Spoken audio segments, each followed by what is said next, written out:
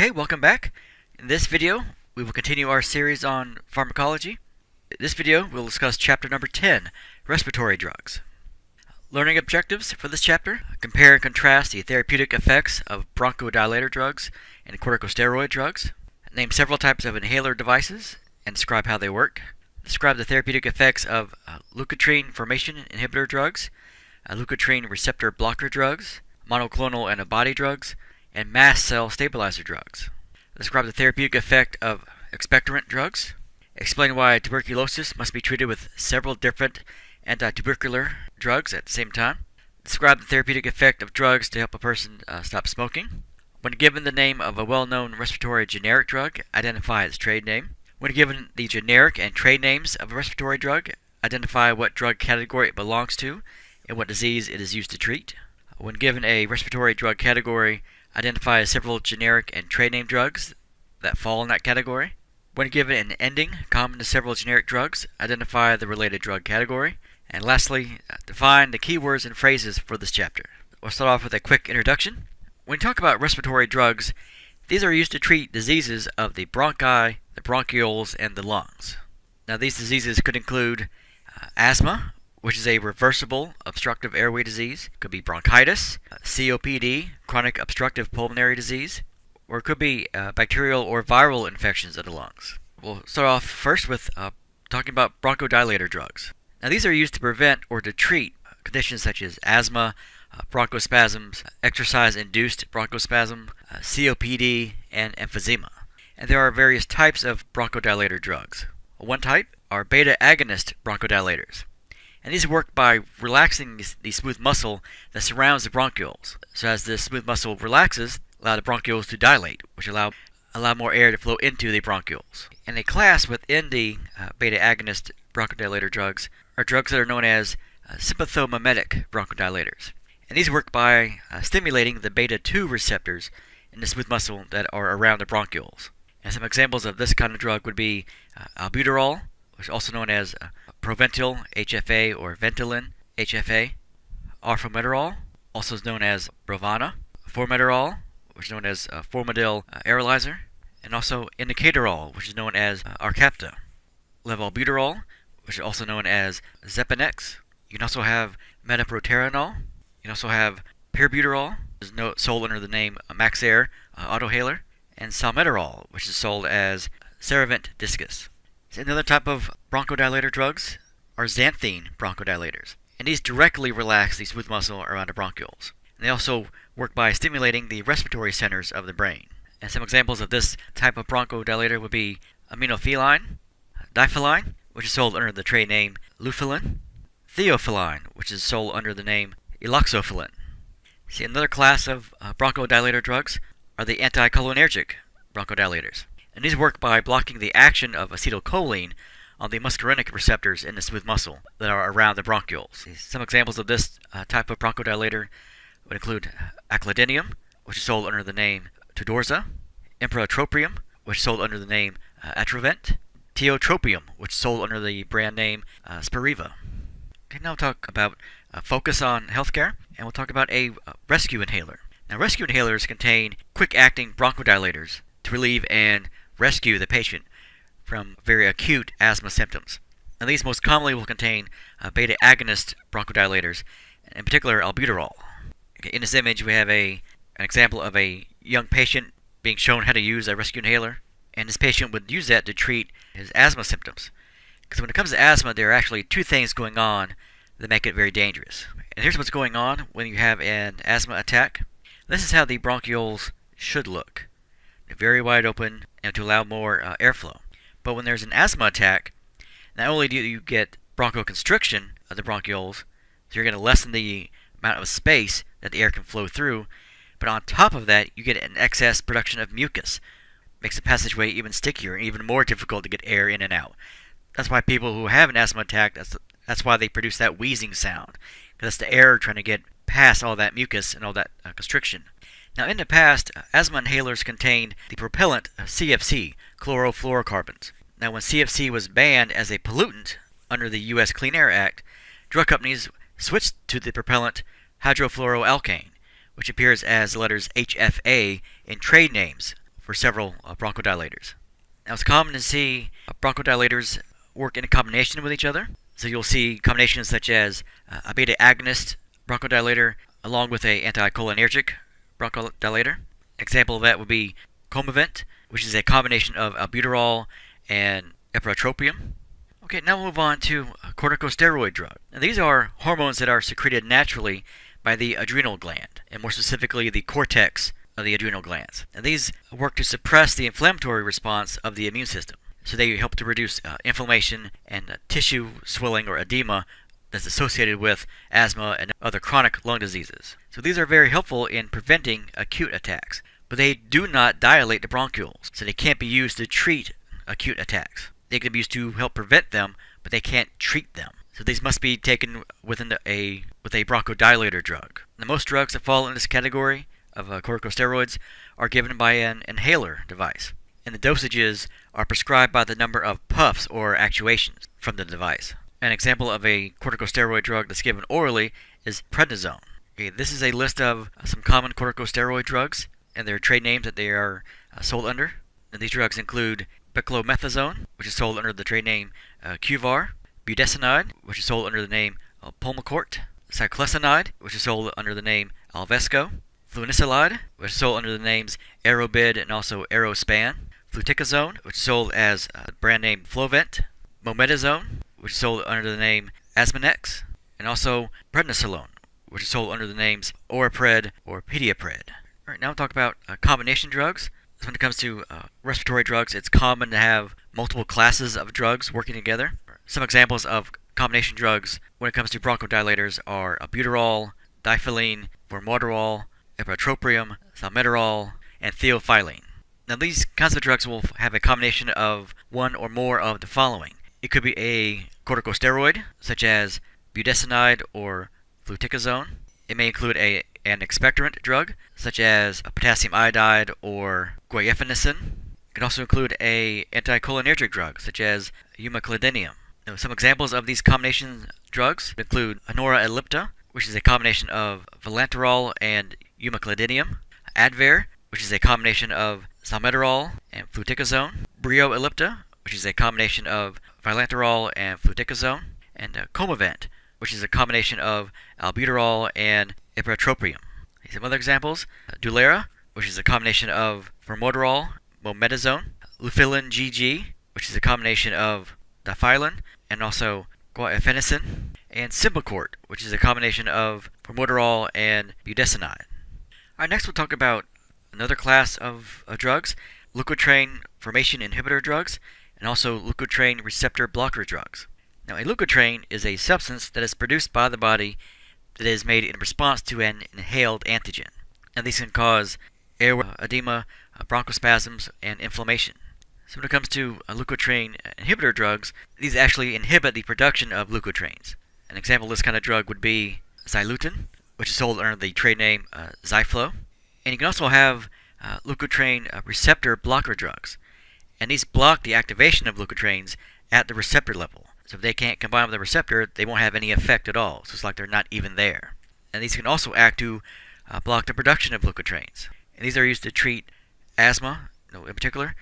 These are not used for other respiratory diseases. Some examples of a leukotriene receptor blocker drug would be Montelukast, which is the generic name of the brand name Singulair, and also Zafirlukast, which is sold under the brand name of Accolate. And now we'll talk about monoclonal antibody drugs. Now, these types of drugs keep immunoglobulin E, or IgE, from binding to receptors on mast cells and on basophils, as these cells that trigger the release of histamines. So this kind of drug is used to treat moderate to severe or persistent asthma, and this is given by a subcutaneous injection at the doctor's office. An example of a drug that would fall under this category would be omalizumab, which is sold under the brand name Xolair.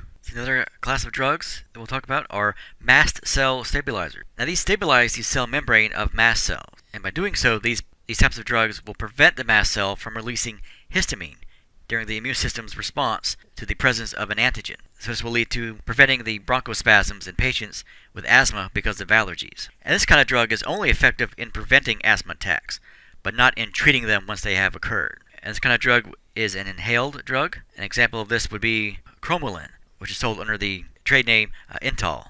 Now we'll talk about a drug alert. The names of all generic monoclonal antibody drugs all end with the suffix MAB, M-A-B, for monoclonal antibody. The M for monoclonal, then AB for antibody. Now with their sound-alike pronunciations, be careful not to confuse cromolyn, which is an inhaled mast cell stabilizer drug that's used to treat asthma, with cromolyn, which is a topical drug used to treat depigmented areas of the skin, such as vitiligo. So they sound the same, but they are, of course, spelled differently, and they treat completely different things. Alright, now we'll talk about another class of drugs, expectorant drugs. Now these are used to treat diseases of the lungs that produce an excessive amount of mucus. So these kinds of drugs are used to reduce the viscosity of the mucus, or sputum, so patients can more easily cough it up to get it out of their lungs, out of the body. So these are only prescribed for productive coughs. And some examples of this kind of drug: guaifenesin, which is sold under the names Humabid, or Mucinex, or Robitussin, or Naldicon, and potassium iodide, which is sold under the name SSKI. So another example of an expectorant drug is Dornase alpha, which is sold under the name Pulmozyme. Now this is an enzyme drug that's used to break apart very thick secretions in patients that have acute or respiratory disease. Now this enzyme drug will dissolve chemical bonds of the mucoproteins and thins the mucus so it can be coughed up more easily. Alright, now we'll talk about drugs that are used to treat TB, or tuberculosis. Now this condition is caused by the bacterium Mycobacterium tuberculosis, which is a gram-positive bacterium. This is spread by airborne droplets that are expelled by coughing. Now if the person's immune system is strong, the infection may remain dormant for several years before causing any symptoms at all. Alright, some quick notes about the bacterium M. tuberculosis. It has a very unique waxy coating around the bacterial wall, which makes it very difficult to kill. And this bacterium is resistant to antibiotic drugs that are effective against other gram-positive bacteria. So when it comes to treatment of M. tuberculosis, you have to use a combination of special anti-tubercular drugs. You can't use just one. You have to use a combination of drugs. Some examples of drugs that you could use in combination with one another: ethambutol, which is sold under the name Myambutol; isoniazid, which is sold under the name INH nitrazid; pyrazinamide is another example. It could also include rifampin, which is sold under the names Rifidin or Rimactane; rifapitin, which is sold under the name Priftin; and also streptomycin. Now these combination drugs are given over a period of 9 months, so it's not something that's going to be dealt with quickly. Now in addition to those combination drugs, there are another type of anti-TB drugs that are called secondary anti-tubercular drugs.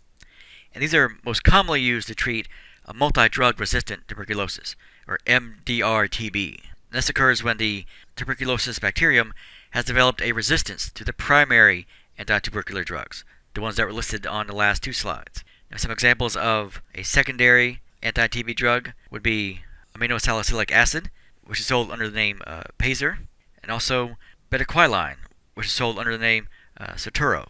Some other examples of secondary anti-tubercular drugs: capreomycin, which is sold as the name Capistat; cycloserine, which is sold as Ceramycin pulveoles; ethionamide, which is sold under the name Trocator SC; levofloxacin, which is sold as Levaquin; moxifloxacin, which is sold under the name Alvalox.